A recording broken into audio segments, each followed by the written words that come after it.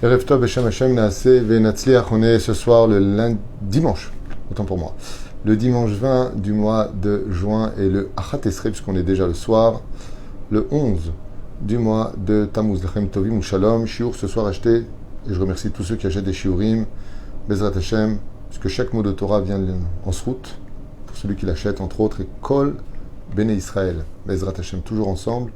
Esther Karoubi pour la Refoua Shlema de Shirel Bat Esther, qu'elle trouve un bon zivoug pour l'éducation dans la Torah de ses enfants, pour un Ben Zachar, pour Chacha Ben Esther, ainsi que Refoua Shlema pour ses parents, Claudie Sarah Bat Sarah et Samuel Ben Esther. Un bon Shlom Bayit pour son couple, la Geoula Shlema et la Teshuva, pour Kol Am Israël. Très bien. Baruch Hashem, avec ta permission, on rajoutera les Lou Nishmat, Georges Ben Simcha, Alice, Vechol Mete Israël.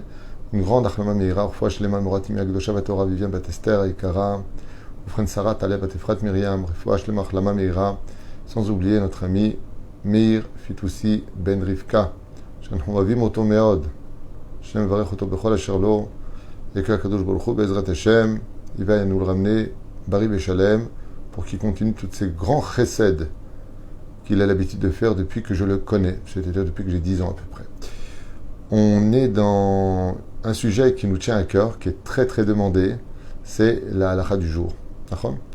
Donc la halakha du jour, on est avec une question qui a été donc approuvée par le Rav Yitzhak Yosef, par beaucoup de poskim, et celui que je lis n'est autre que le Dayan, le Rav Avraham Deri, qui est Dayan, et donc qui m'a apporté lui-même jusqu'ici les feuillets de son livre, et je lui ai demandé l'autorisation de les enseigner, il m'a dit Vataï Sheken, donc je le fais.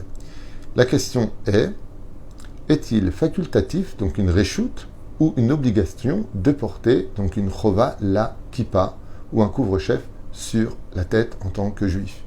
Vous savez très bien, comme c'est marqué dans Maseret Shabbat, je crois que c'est 156, je crois, 155, à la fin en tout cas, c'est marqué là-bas que la kippa, on la porte comme un signe de crainte du ciel. C'est-à-dire pour qu'on nous habitue à avoir la crainte du ciel, on porte la kippa, qui définit aussi l'habit du juif, puisque un juif ne peut pas s'habiller comme un goy ne met pas de tzitzit, les juifs mettent des tzitzit, un goy ne met pas de kippa, nous on met la kippa en général.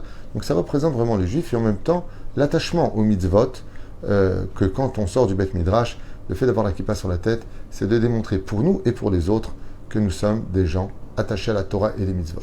La question est-il obligatoire de tout le temps l'avoir, ou y aurait-il des cas d'exception? Si oui ou non, on pourrait éventuellement l'enlever. Et voir plus que ça, est-ce qu'on pourrait faire une bénédiction de Sheakol Nabid Baro si on n'a pas la kippa sur la tête dans des cas d'extrême situation, comme par exemple ne surtout pas montrer dans un endroit très hostile aux juifs de mettre la main sur la tête ou de mettre la manche sur la tête ou de demander à une personne de mettre sa main sur la nôtre, qui pourrait très vite définir que nous sommes juifs et donc nous mettre en danger dans certaines situations ou aéroports ou peu importe là où on se trouve. Voilà un petit peu ce qu'on va travailler et voir ensemble avec l'aide d'Hachem. Alors je vous lis, et puis on expliquera au fur et à mesure. C'est un homme qui observe la Torah et les mitzvot. Alors c'est comme ça. Vis-à-vis de cette question, à savoir s'il y a une interdiction pour un homme de parcourir 4 coudées nu tête. Alors la question c'est est-ce qu'on peut se déplacer 4 pas? 4 coudées c'est 4 pas à peu près. La tête nue. Selon le Ben Ishraï, avant de vous lire ce qui a marqué ici, le Ben Ishraï il dit que même de rester sur place sans kippa c'est interdit. Certains Mekoubalim ils disent que même de dormir sans kippa c'est pas conseillé. Je me rappelle que Rabbi Moshe Deri était même makpid qu'à la piscine, on soit même la tête couverte là-bas. Un jour il me l'a dit de sa propre bouche. Tellement le port de la kippa est important. Mais pourtant, c'est une mitzvah des Rabbanan. Astechef nire, comment se fait-il que on doit tous porter la kippa? Et bien, vadaï qu'il faut porter la kippa. Mais il y a aussi des cas d'exception où on pourrait se permettre de l'enlever al-pi halacha, et c'est ce qu'on va voir aujourd'hui. Les décisionnaires sont partagés. D'après certains, nous sommes en présence d'un interdit car cet homme apparaîtrait comme rejetant le joug divin. C'est-à-dire que si on pose la question pourquoi tu ne mets pas la kippa, eh bien c'est comme si qu'une personne en ne mettant pas la kippa, il dit oui mais moi je ne prends pas sur moi les mitzvot de la Torah. Très bien. Certains disent même que c'est un interdit d'ordre torahique et non pas rabbinique, qui relève de l'interdit en se rattachant ne suivez point leur loi. Ça veut dire quoi? Il y en a qui disent que mamash, le port de la kippa, c'est même pas des rabbanan, c'est des oraïta. Et sur quoi ils se baseraient pour dire une chose pareille? Il y a marqué nulle part, tu mettrais une kippa sur la tête. Réponse, oui, il est marqué, tu ne te comporteras pas comme eux. Lo telchu bechukotehem, bechukotem lo telechu. Étant donné que les non-juifs, les nations du monde ne mettent pas la kippa, hein, donc nous, ça nous distingue le fait de marcher la tête découverte comme eux. Il y en a qui disent que c'est un interdit de la Torah. Donc, c'est pas si clair que ça. D'après certains, on parle de décisionnaires et Rishonim Acharonim, il ne s'agit pas d'un interdit, mais d'une mesure de piété, donc une recommandation. Oh, on a beaucoup de déotes. Il y en a qui disent que c'est des Rabbanan, que c'est d'Oraïta, que maintenant c'est une recommandation. Et pourquoi c'est si important de le dire? Allez, vous savez tous qu'on doit se couvrir la tête. La réponse est simple. C'est que si on a toutes les opinions, on saura comment réagir dans des cas de force majeure. Et on a besoin donc de toutes les opinions. Telle est la position prise, par exemple, par les Acharonim les plus éminents, comme le Chida, en tête, à propos de l'opinion du Shulchan Aruch dans Orach Chaim Siman.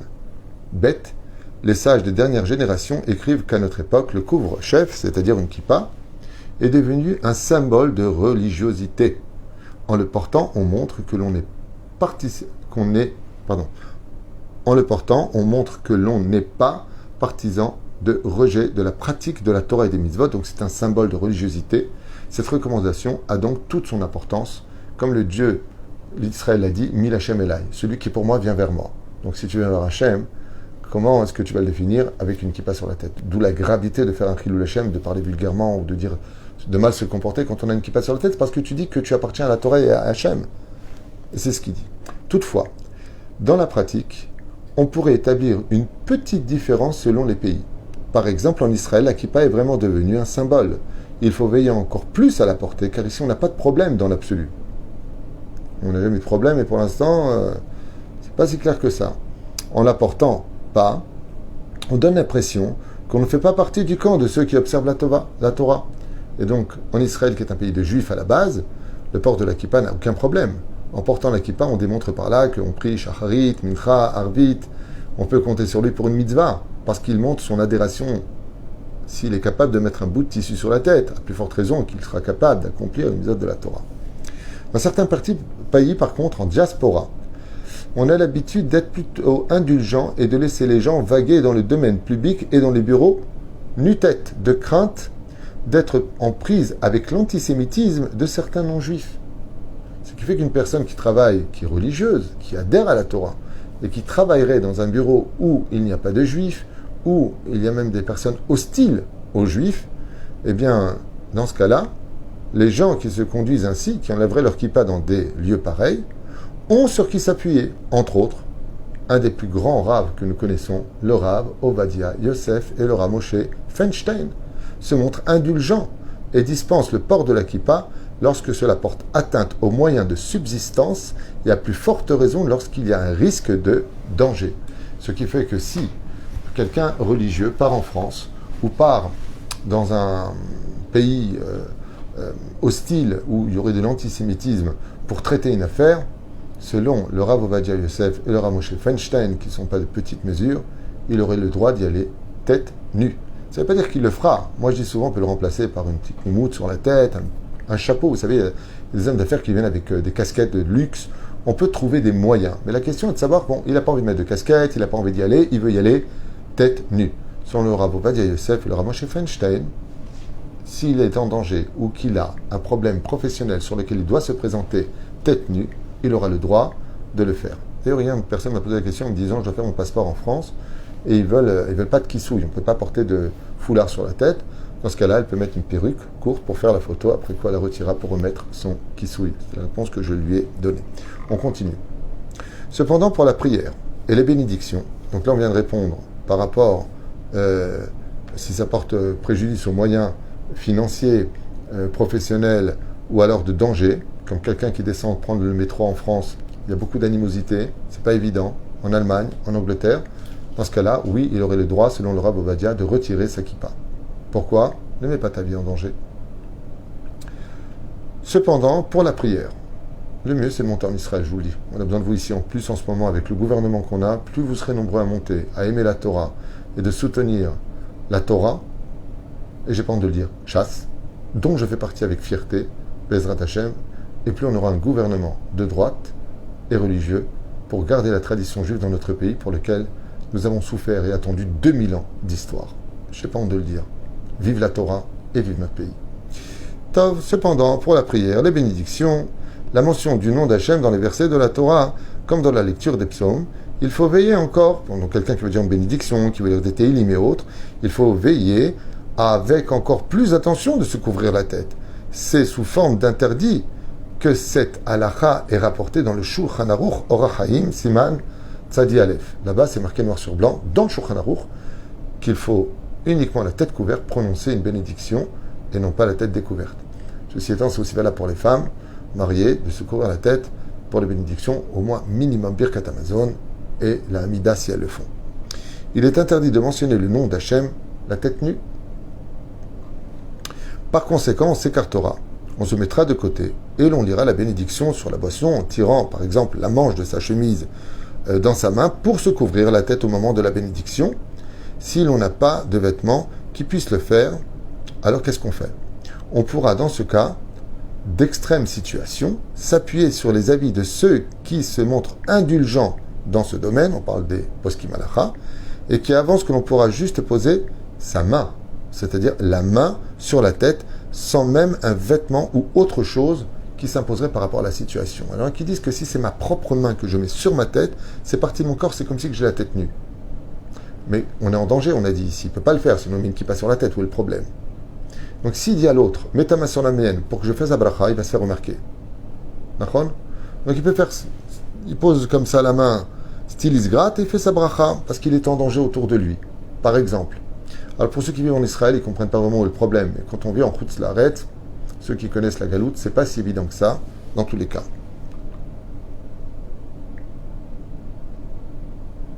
Oui, pour les jeunes filles aussi, c'est une halakha à la base, mais les filles n'ont pas pris le minag, donc les jeunes filles ne seront pas tenues de se couvrir la tête. D'accord. Normalement, les jeunes filles doivent se couvrir la tête pour l'Amida et pour le Birkat Hamazon, mais étant donné qu'elles n'ont pas pris ce minag, elles le font tel quel.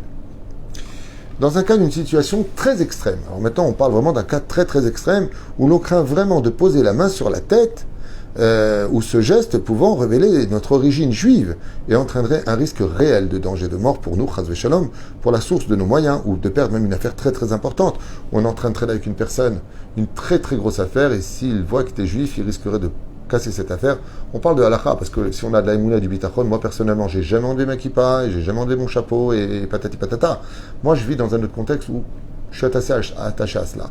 Ceci étant, je suis plus dans les affaires, mais si j'étais dans les affaires, je viens de traiter une très grosse affaire, et que la personne qui vient, je ne sais pas si elle est antisémite, je ne suis pas venu négocier religion, je suis venu négocier une affaire. Dans ce cas-là, est-ce que je pourrais enlever ma kippa? Réponse oui.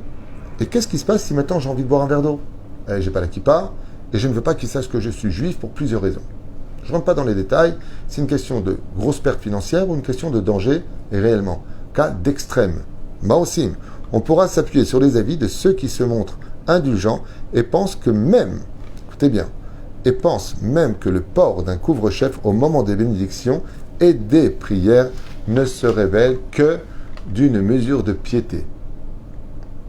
Ça veut dire que c'est par rapport uniquement à la piété. On dira alors la bénédiction sans même avoir la tête couverte dans ce cas-là uniquement. D'un cas d'extrême impossibilité uniquement, si on n'a pas le choix, qu'on ne peut pas montrer que dans l'endroit où on est juif, ne serait-ce même pas par un geste. Donc un cas d'extrême, je dis bien d'extrême situation, eh bien il y a des poskim qui disent que dans ce cas-là, on pourra dire la bracha discrètement chez Yaakov Yavid Baro, sans même avoir la tête couverte, uniquement dans ce cas-là. Car cela est encore préférable. Et pourquoi ils permettent ça? C'est sourd. On n'a pas le droit de faire une bracha sans se couvrir la tête. Il dit mais le problème qu'il y a, c'est que s'il ne se couvre pas la tête, c'est une chose. Mais s'il boit ou s'il mange son gâteau, son bénédiction, là, il est indigne de voleur. Et ça, par contre, c'est interdit. Donc, c'est encore plus grave que de boire ou de manger sans bénédiction que de faire une bénédiction sans la tête couverte. À Dieu ne plaise. Et il en est de même pour les paroles de Torah. Il est préférable de les entendre d'une personne à tête nue que de ne pas du tout étudier la Torah. C'est-à-dire que si une personne n'a pas envie de se couvrir la tête, elle parle de Torah, et que c'est son seul moment où il peut en parler de Torah, il fait un devoir Torah, couvre-toi la tête. Là, je peux pas, on est dans un bureau où c'est pas du tout l'endroit où je peux le faire, malheureusement. Regarde où on est. Dans ce cas-là, il pourrait glisser son petit devoir Torah sans que personne ne s'en rende compte et laisser cette tête dénudée. Attention, PS, post-scriptum. J'insiste encore sur le fait que toutes ces indulgences, ces facilités n'ont été dites que pour ceux qui habitent en galoute, dans des endroits où ils sont forcés d'ôter leur kippa, en raison d'un grand risque d'antisémitisme ou de moyens de subsistance, ou en raison d'un déclenchement d'antisémitisme, de haine et ainsi de suite de la part des non-juifs. Aval en Israël, où la kippa est devenue un signe, un symbole et quelque chose de très banal, il faut veiller, Bezrat Hashem, avec soin de toujours la porter, Bezrat Hashem, et l'on ne pourra pas profiter d'aucun allègement de cette loi ici présente. Ça veut dire que tout ce qu'on vient de dire n'est valable en réalité que pour ceux qui vivent en galoute ou qui partent d'Israël en galoute. Uniquement dans ce cas-là, ils pourront utiliser ces jokers, Bezrat Hashem, de ces halachot, de Rabbi Avraham, d'Eri Ayakar, pour un travail extraordinaire d'un shoot qu'il a écrit et que je me permets de partager avec lui avec sa permission, cautionné par tous les plus grands poskim de notre génération. Todarabah, Leitraot, Kol Tov, et à demain matin si Dieu veut.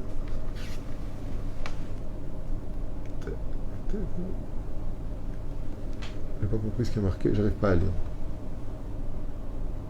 J'arrive pas à lire ce que vous avez marqué, quoi? C'est pas si, c'est trop petit, je ne sais pas ce qui a marqué.